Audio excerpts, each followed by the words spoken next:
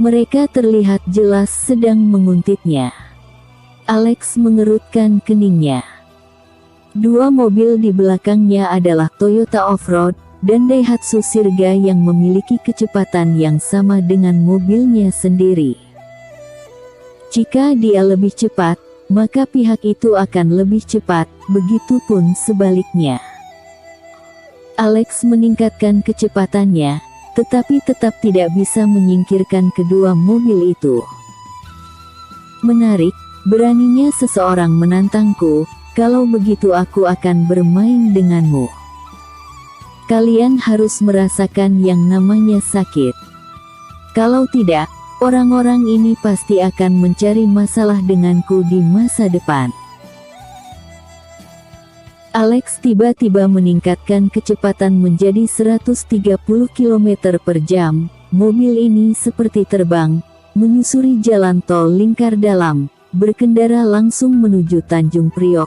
Jalan ini terdapat ruas jalan yang berkelok-kelok di tengahnya. Alex mengemudi dengan cepat. Kedua mobil di belakangnya juga melaju kencang. Kedua mobil tersebut menjaga jarak sekitar 500 meter dari mobil Alex sejak awal. Di jalan berkelok-kelok ini, kendaraan sangat sedikit pada siang hari, apalagi di malam hari sama sekali tidak ada orang. Rizka terbangun saat BMW X5 itu berbelok tajam. Alex, kenapa kamu mengemudi begitu cepat? Itu membuatku takut. Alex berkata, ada yang ikut di belakang, duduk saja dengan benar, aku akan mencari tempat terbuka untuk membereskan orang-orang ini nanti. Rizka menoleh ke belakang, dan memang ada dua mobil yang sedang mengikuti mereka. Dia tidak tahu bahwa Satria dan Kevin bersekongkol. Rizka sedikit takut saat dikejar seperti ini di tengah malam. Dengan cemas berkata, mereka banyak sekali, apa yang bisa kamu lakukan sendirian? Alex berkata, jangan khawatir, tidak masalah jika mereka banyak. Setelah Alex berbicara, mobil pun melambat. Alex menghentikan mobil dan berkata, kalian berdua tetap di dalam. Alex turun dan berdiri di depan mobil sambil menunggu sampai kedua mobil itu mendekat. Sekelompok orang melompat keluar dari mobil sambil memegang parang, semuanya terlihat ganas. Alex tersenyum dingin sambil melambai pada mereka, kawan, apakah kalian ingin berkelahi? Alex Gunawan. Namamu Alex Gunawan, kan? Aku akan mengubahmu menjadi abu hari ini. Yang memimpin adalah seorang pria bertubuh besar dan gendut dengan parang di tangannya. Alex bertanya, aku sama sekali tidak mengenalmu, apakah kita punya dendam?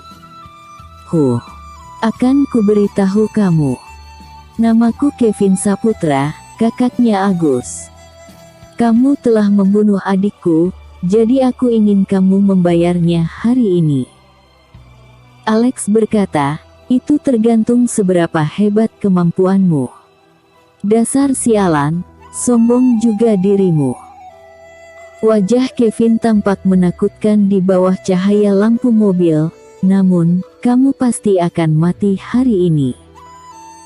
Alex bersiul, oke, aku ingin bertanya, bagaimana kamu akan membunuhku?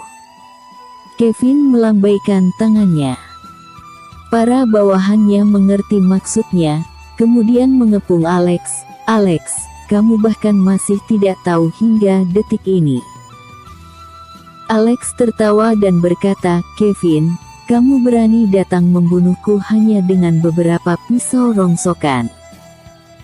Kevin meledak seketika, Alex, nyawamu pasti akan habis hari ini. Aku akan membunuhmu dulu, kemudian bermain-main dengan istri dan adik iparmu. Seorang pria bertubuh besar di belakang Kevin tersenyum, Kak Kevin, istri dan adik ipar Alex semuanya sangat lemah lembut, apa mereka bisa menahannya? Kevin memarahi, "Kenapa kamu begitu banyak omong kosong?" Mereka harus tetap menahannya meskipun tidak bisa.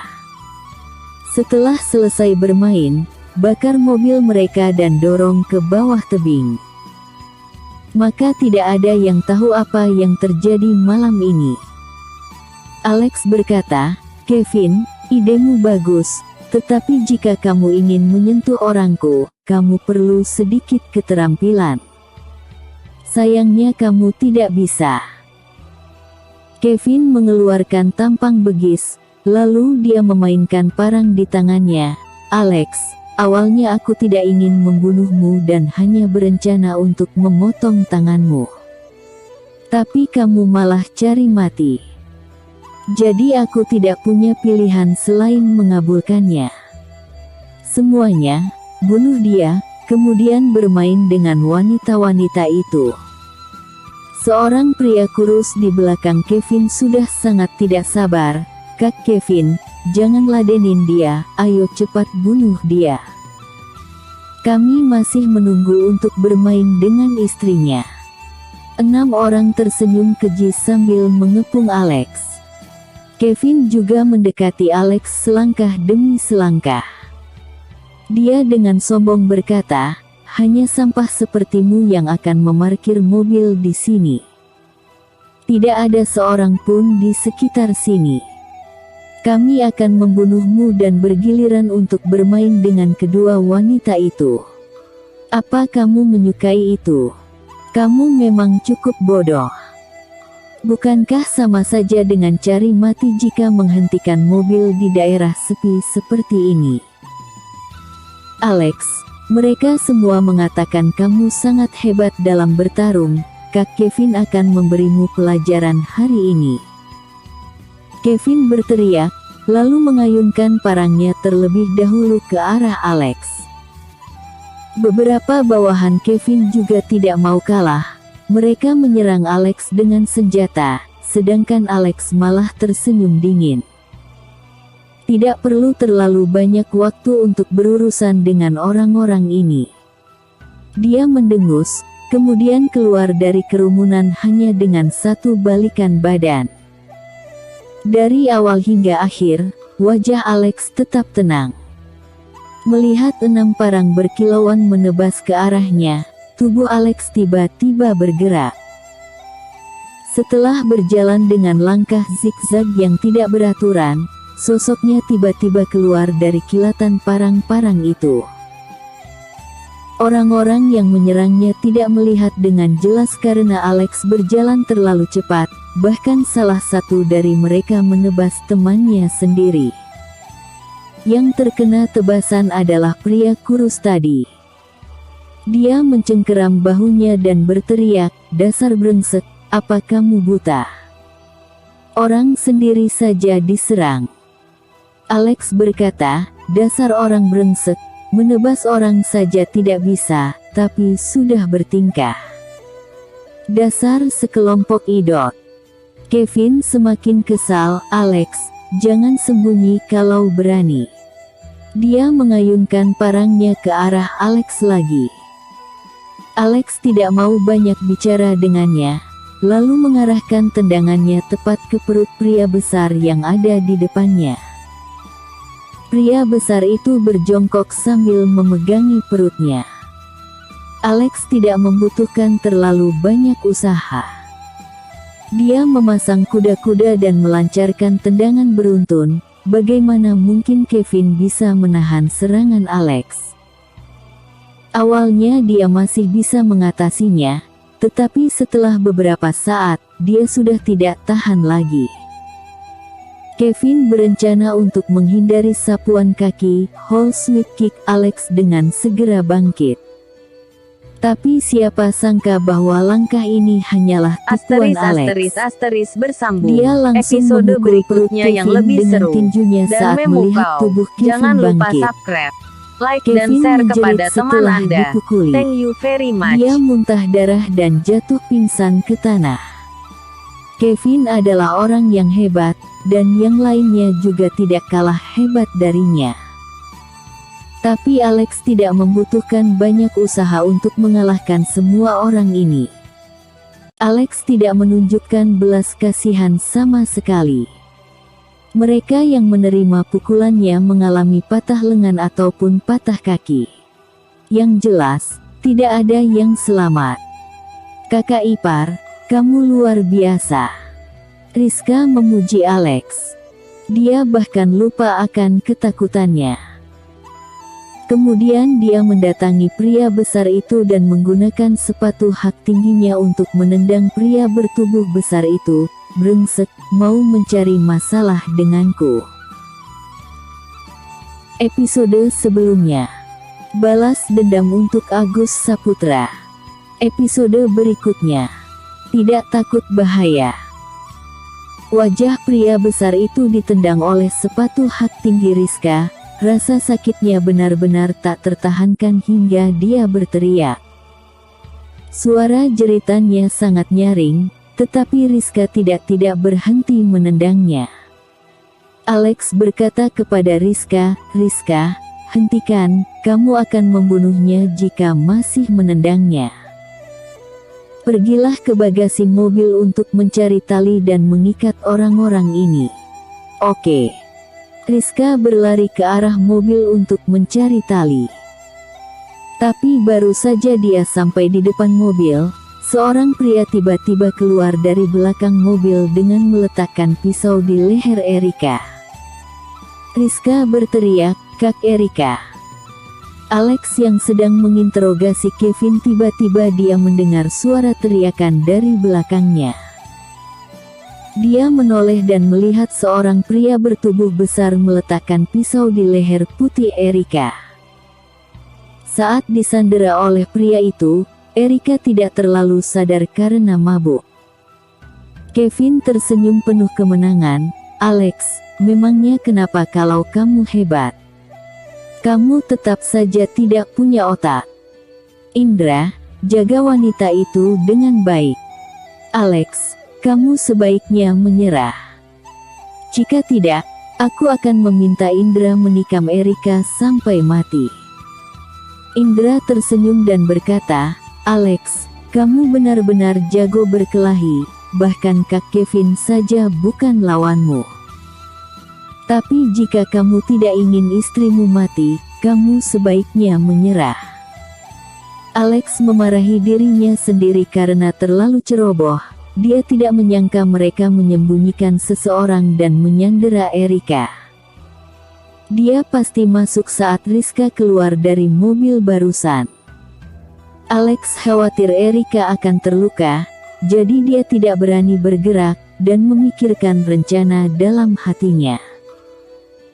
Melihat Alex tidak berkutit sama sekali, Indra merasa kesal dan memarahinya. "Alex, apa kamu tuli? Biar kuucapkan lagi, jika kamu tidak menyerah, wanita ini akan mati." Indra menggunakan tenaganya sembari berteriak sehingga pisau itu hampir melukai leher Erika. Jangan gegabah, aku menyerah," kata Alex sambil mengedipkan mata pada Rizka, menyuruhnya untuk tidak bertindak gegabah. Rizka bersembunyi karena ketakutan. Indra mencibir, "Anton dan Tony, kalian berdua cepat bangun dan ikat mereka." Anton dan Tony berdiri dengan menahan rasa sakit, lalu mengambil tali yang ada di tubuh mereka, kemudian mengikat tangan Rizka terlebih dahulu. Rizka memarahinya, "Dasar brengsek, kamu tidak memegang perkataanmu, aku sudah menyerah, kenapa kamu masih mengikatku?" Alex berkata pada Indra, "Indra, aku juga telah menyerah. Biarkan mereka pergi, aku akan tetap di sini, kamu bisa melakukan apapun yang kamu mau." Indra berkata, "Alex, aku tahu kamu hebat, siapapun dari kami bukanlah lawanmu. Bukankah aku bodoh jika melepaskan mereka duluan? Kamu pasti akan menyerang kami, jadi aku tidak akan melepaskannya dulu." Alex bertanya, Lalu apa yang kamu mau? Indra mengertakkan giginya dan berkata, Alex, turuti perintahku. Biarkan mereka mengikatmu. Aku akan menghitung hingga hitungan ketiga. Jika kamu tidak mengikutinya, aku akan segera membunuh istrimu. Alex mencengkeram leher Kevin. Nak, aku akan menemanimu bermain sampai akhir jika kamu mau. Jika kamu berani menyentuh istriku, aku akan membunuh kakakmu. Kevin memerintahkan dengan lemah, Indra, jangan lepaskan wanita itu. Jika kamu melepaskannya, aku akan mati.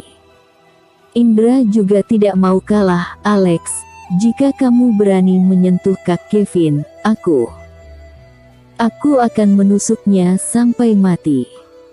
Sambil berkata, dia hendak menusukkan pisaunya ke leher Erika. Melihat bahwa Indra tidak terancam, Alex tidak punya pilihan selain berkata, tunggu, Indra. Aku menyerah. Alex menghela nafas dan mengulurkan tangannya, menyatakan kekalahan. Anton, ikat dia.